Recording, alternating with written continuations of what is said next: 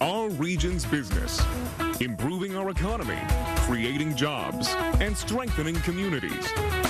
Innovation, collaboration, transformation, and the people making it happen. Join us as we take a closer look at our region's business. Now, here's your host, Bill Flanagan. Today on Our Region's Business, you've got business to do, but nobody to watch your kids. We'll find out how one local startup is marketing flexible care. Plus, you can be sure Westinghouse retirees never give up on giving back. They're uniting to provide member and community services.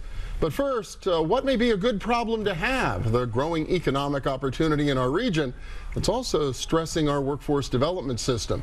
The Allegheny Conference on Community Development, which co-produces this program, has updated its landmark Inflection Point report on the future of supply and demand and our region's workforce. In 2016, the conference identified an 80,000 person gap between the number of jobs employers will need to fill through 2025 and the number of people in the region who will be available to fill them. Thanks to projected job creation related to everything from self-driving cars to petrochemical manufacturing, that gap isn't getting any narrower. McLaughlin has been putting the report's recommendations into action at PNC, where she's Director of Total Rewards and Talent Acquisition and Development. Dmitri Shiry spearheaded the original report and the update. He's Pittsburgh Managing Partner for Deloitte. Welcome. Good to have you both here. Thank you. Bill, great to be back. Good to see you. Dmitri, I'm going to start with you really quick. Just a sense of what you learned. This was an 18-month or so update from the original report. What's changed? So, Bill, when the report was originally issued, we committed that it would be a living and breathing document such that it would be updated on an annual basis.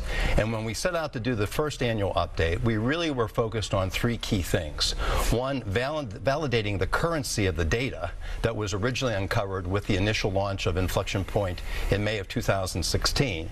Understanding the impact of any regional investments that may have occurred during that period of time on the data. And then finally, trying to gain a better understanding of what the community has been doing about it since the issuance and the launch of Inflection Point back in May.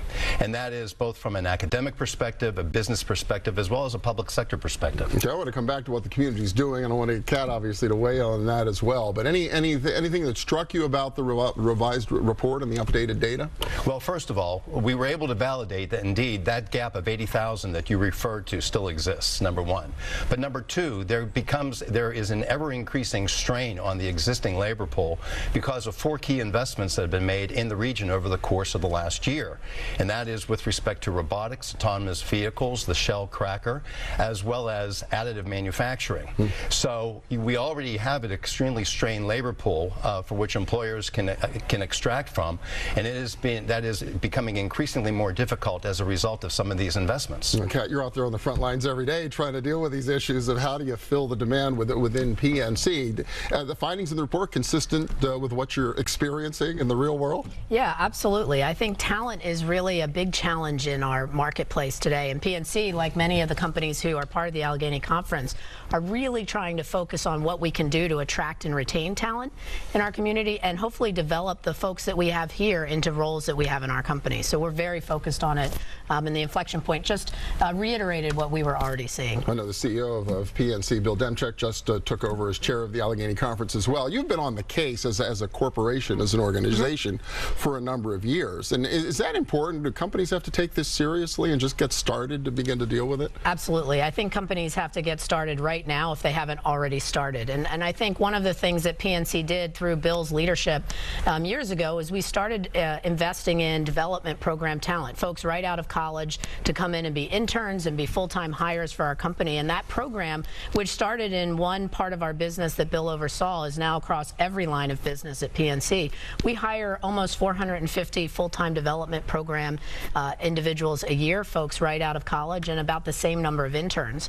I think think what's exciting about that is we now, because of the footprint of PNC, recruit in 50 different colleges and universities across our footprint, and we bring lots of new talent to Pittsburgh to experience a summer here, to experience full-time program, and so they're attracting more talent to the region as well. So, you know, that's one way that we've tried to make a difference. Dmitri, I know PNC obviously a leader in the space. I know Deloitte is as well. It's consistently ranked among best places to work and those kinds of honors. Do you get a sense in the report and in the response to it over the original report over the last 18 months that all employers are taking it as seriously as Deloitte and PNC do? Well, if there's one constituency that has really taken it seriously, it is the academics. Oh, the universities, higher ed, yeah. When you look at higher ed, the post-secondary institutions that are within our 10-county region, for which we have 61 of them, they really have jumped on Inflection Point with both feet.